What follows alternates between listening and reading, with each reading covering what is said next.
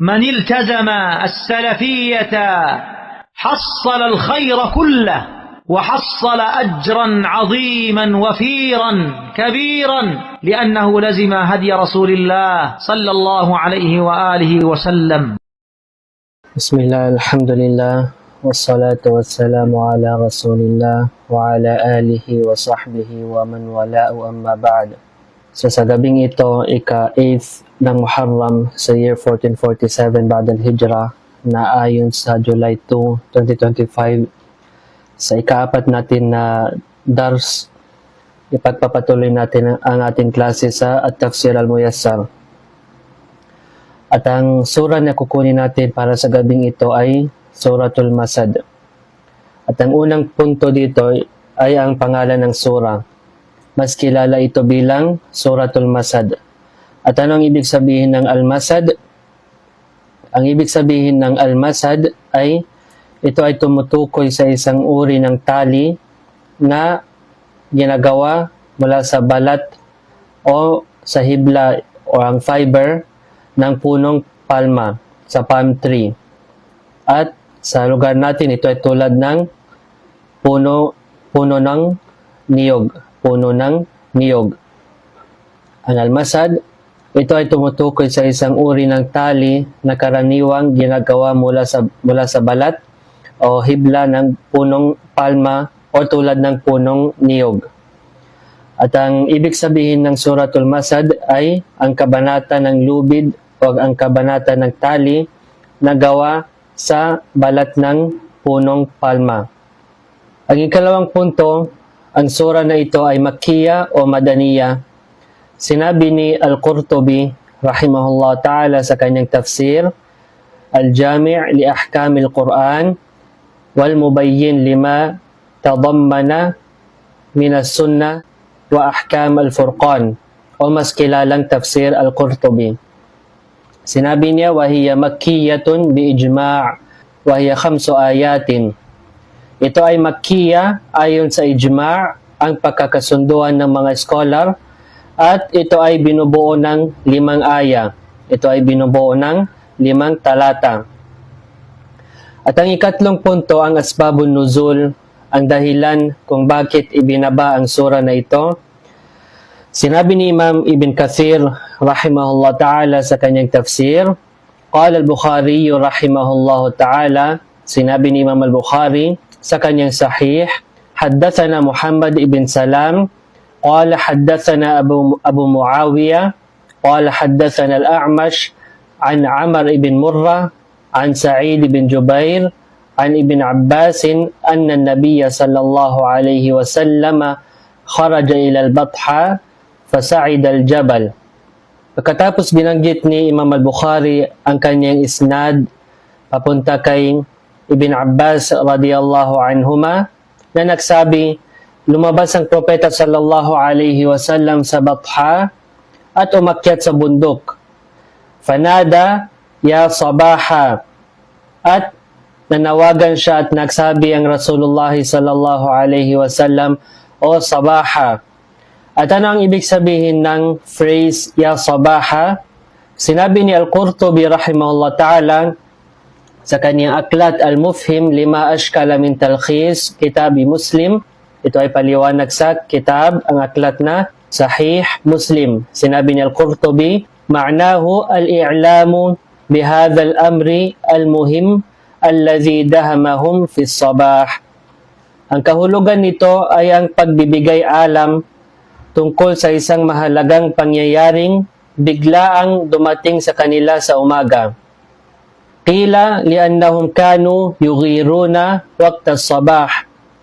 Nabanggit, ito ay dahil karaniwan sila ay umaatake sa oras ng umaga, ang mga kalaban. Wa ka'annahu qil jaa waqtu as-sabah fata'ahhabu lil-liqa. Para bang sinasabi, dumating na ang umaga, kaya maghanda na kayo para sa pagharap sa kalaban. Maghanda na kayo para magharap sa kalaban. Fa innal a'da'a yataraja'una 'anil qitali fil layli fa idza ja'a an-nahar 'awaduhu sapagkat ang mga kalaban ay karaniwang umaatras at tumitigil sa pakikipaglaban sa gabi, ngunit kapag sumikat na ang araw, muli silang bumabalik dito at nagsisimula sila ulit sa labanan. So ito ang ibig sabihin ng phrase na ya sabaha. Kaya sinabi ni Imam al-Bukhari rahimahullah ta'ala sa hadith na nabanggit natin kay Ibn Abbas, sinabi ni Ibn Abbas radiyallahu anhuma, fanada ya sabaha. At sinabi ng propeta sallallahu alaihi wasallam, o sabaha. At ibig sabihin, maghanda kayo, umaga na. At sinabi niya, فَاجْتَمَعَتْ إِلَيْهِ قُرَيْشْ فَقَالْ أَرَأَيْتُمْ إِنْ حَدَّثْتُكُمْ أَنَّ الْعَدُوَّ مُصَبِّحُكُمْ أَوْ مُمَسِّيكُمْ أَكُنْتُمْ تُصَدِّقُونِي قَالُوا نَعَمْ. At nagtipon sa kanya ang Quraysh at kanyang sinabi, ano sa palagay ninyo?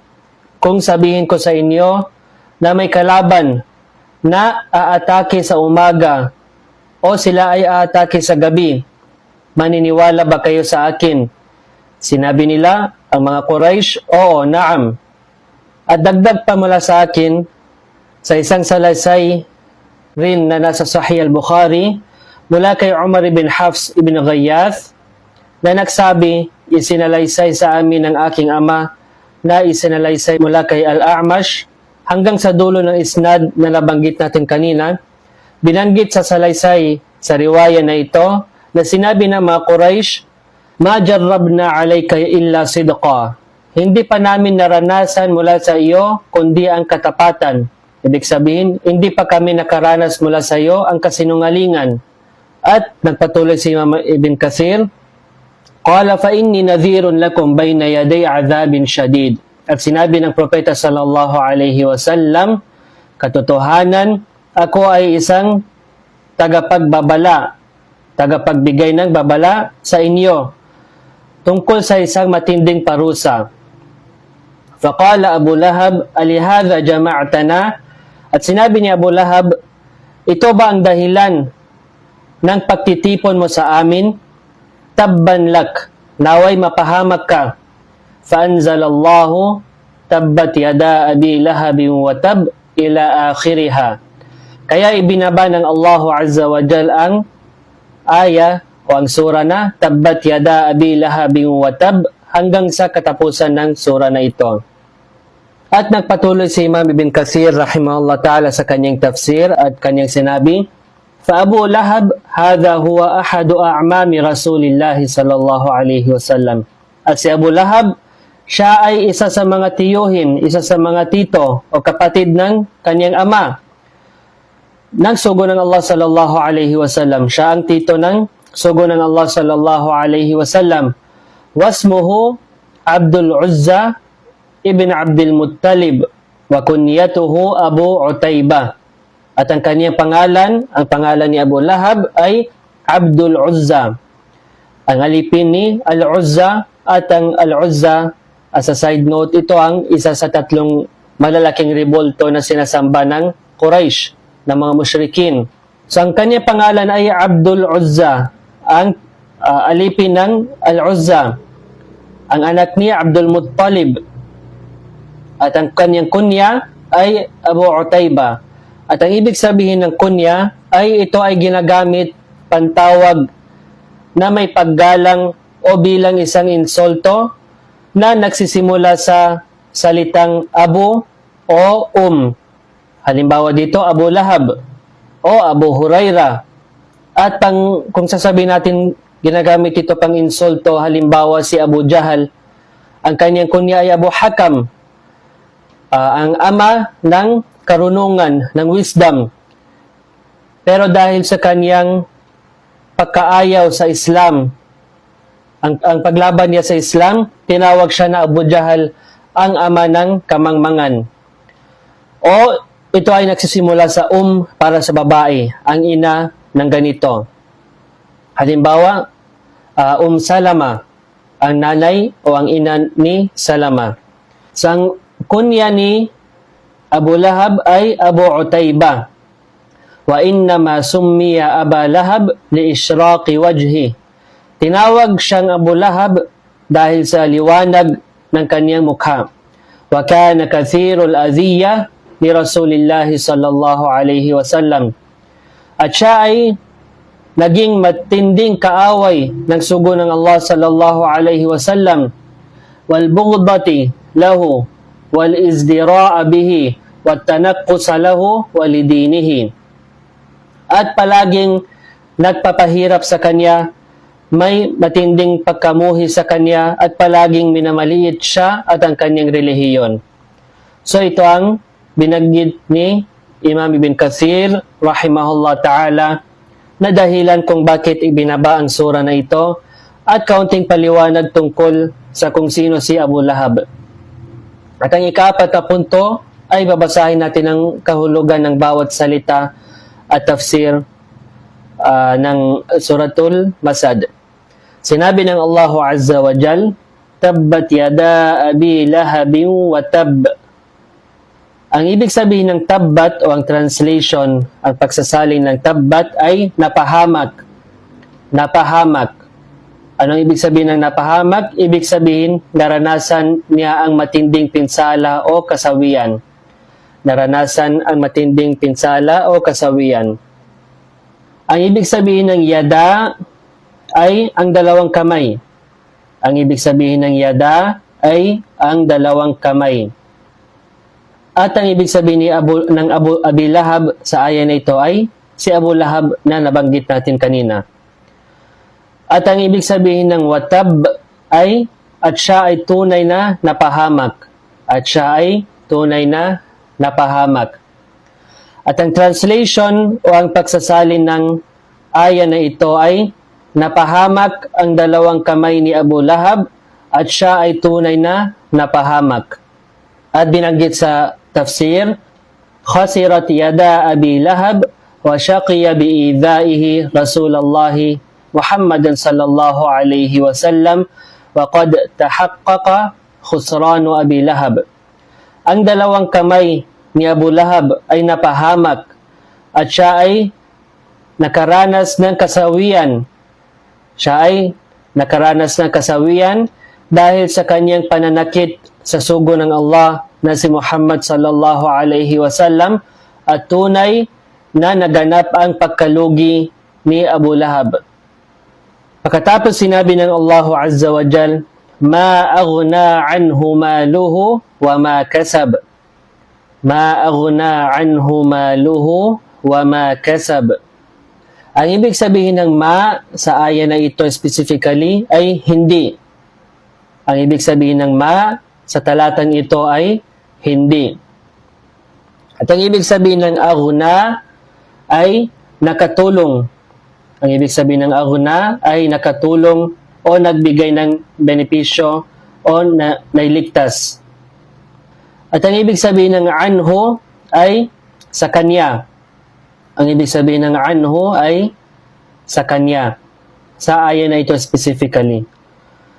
At ang ibig sabihin ng maluhu ay ang kanyang yaman. Ang kanyang yaman o ang kanyang kayamanan. At ang ibig sabihin ng wama kasab ay at ang kanyang mga kinita. At ang kanyang mga kinita. At ang translation ng aya, ma aghna anhu maluhu wa ma kasab ay hindi nakatulong sa kanya ang kanyang yaman ni ang kanyang kita. Hindi siya nailigtas ng kanyang kayamanan at hindi rin ang kanyang mga kinita, ang kanyang mga earnings. At binanggit sa tafsir, ma aghna anhu maluhu wa waladuhu falan yarudda anhu shay'an min azabillahi idha nazala bih. Ang kanyang yaman at mga anak ay hindi nakatulong sa kanya. Hindi nila napigilan ang anumang parusa ng Allah nang ito ay bumaba sa kanya. Ang kanyang yaman at mga anak ay hindi nakatulong sa kanya at hindi nila napigilan ang anumang parusa ng Allah nang ito ay bumaba sa kanya. Pagkatapos sinabi ng Allah Azza wa Jal, sayasla naran dhata lahab. At ang ibig sabihin ng sayasla ay siya ay masusunog. sayasla, ibig sabihin, siya ay masusunog.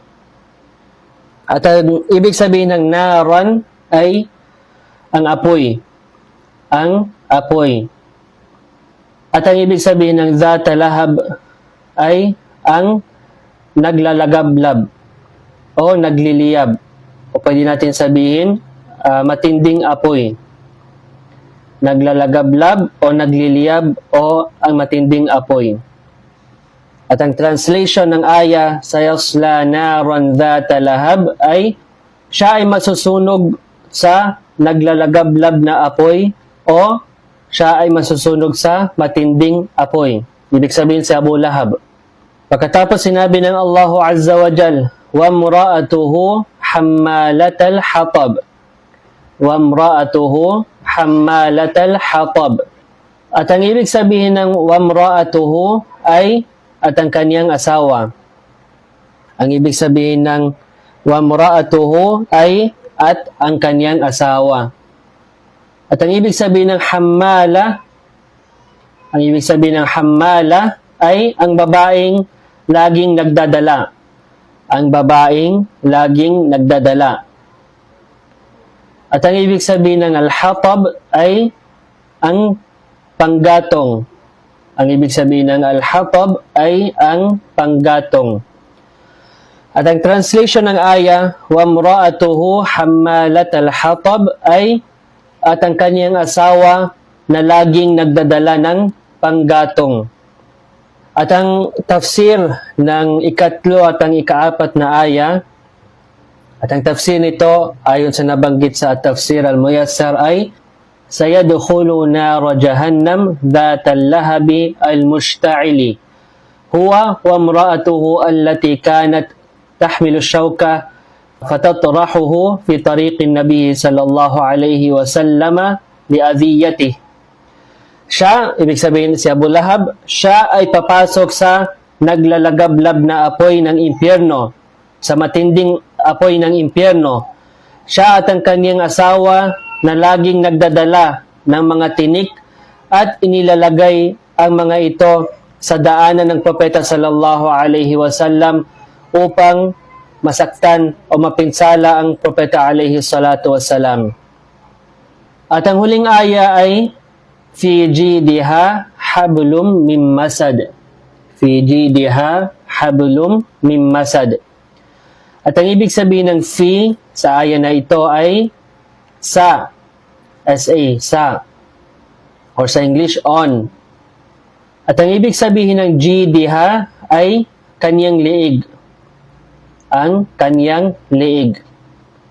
At ang ibig sabihin ng hablun ay ang lubid o ang tali. Ang lubid o ang tali. At ang ibig sabihin ng mimmasad ay gawa sa balat ng punong palma o tulad ng nabanggit natin, puno ng niyog. At pwede ninyo i-search sa Google, palm tree fiber. Kapag i-search natin ang palm tree fiber, makikita natin o malalaman natin anong ibig sabihin ng masad. So, ang tali ay gawa ng ang fiber ng palm tree. At ang translation ng aya, fi jidiha hablum mim masad ay sa kanyang liig ay may lubid o tali na hibla o ang fiber mula sa balat ng punong palma. Sa kanyang liig ay may lubid na hibla mula sa balat ng punong palma. At tabagit sa tafsir, fi unuqiha hablun muhkamul fatli min lifin shadidi khashinin turfa'u bihi fi nari jahannam thumma turma ila asfaliha. Sa kanyang liig ay may mahigpit na tali na gawa sa magaspang at matibay na hibla ng palma, ng fiber ng puno na ito, at itataas siya nito sa apoy ng impyerno at pagkatapos ay ihahagis sa ilalim nito, sa ilalim ng impyerno. At hiningi natin sa Allah subhanahu wa ta'ala na ilayo tayo mula sa parusa ng impyerno. At bilang huli, sinabi ni Imam As-Sa'di rahimahullah ta'ala sa kanyang tafsir, ففي هذه السورة آية باهرة من آيات الله. Sa sura na ito ay matatagpuan ang isang kamangha-manghang palatandaan, aya mula sa mga palatandaan ng Allah Azza wa Jal. فإن الله أنزل هذه السورة وأبو لهب وامرأته لم يهلكا. Ibinaba ng Allah ang sura na ito habang buhay pa si Abu Lahab at ang kanyang asawa. Wa akhbara annahuma sayu'adzibani fin nari wala bud. At sinabi niya na sila ay tiyak na mapaparusahan sa apoy ng impyerno. Wa min lazimin dhalika annahuma la yusliman. Fawaqa'a kama akhbara alimul ghaibi wasyahada. Ibig sabihin, hinding-hindi sila magiging mga Muslim, si Abu Lahab at ang kanyang asawa. At ganoon nangyari gaya ng iniulat ng nakaalam sa mga bagay na nakikita at hindi nakikita. Wa aqul, at sabi ko, sa madaling salita, paano nasabi ng ating propeta alayhi salatu wassalam na hinding-hindi magiging Muslim sina Abu Lahab at ang kanyang asawa habang buhay pa sila dalawa? Hindi ba na posible na magpanggap silang pumasok sa Islam upang ipakita sa mga Quraysh na ang tinuturo ng propeta alayhi salatu wassalam ay mali? Ngunit hindi ito nangyari at sa halip sila ay namatay bilang mga kafir, hindi mananampalataya, at ito ay mula sa mga himala, mula sa mga miracles ng ating propeta alayhi salatu wassalam, at isa sa mga palatandaan na ang kanyang tinuro, ang Islam ay ang katotohanan. At babasahin natin ulit ang ayat ng tafsir. Sinabi ng Allah Azza wa Jal, Tabbat yada Abi Lahabin wa tab. Napahamak ang dalawang kamay ni Abu Lahab at siya ay tunay na napahamak. Sinabi sa tafsir, Khasirat yada Abi Lahab wa syaqiya bi'idhaihi Rasulullah Muhammadan sallallahu alaihi wasallam wa qad tahaqqaqa khusranu Abi Lahab.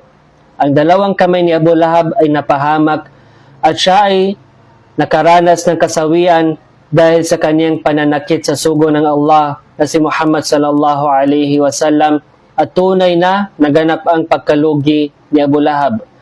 Ma aghna anhu maluhu wa ma kasab. At hindi siya nailigtas ng kanyang kayamanan ni ng kanyang mga kinita.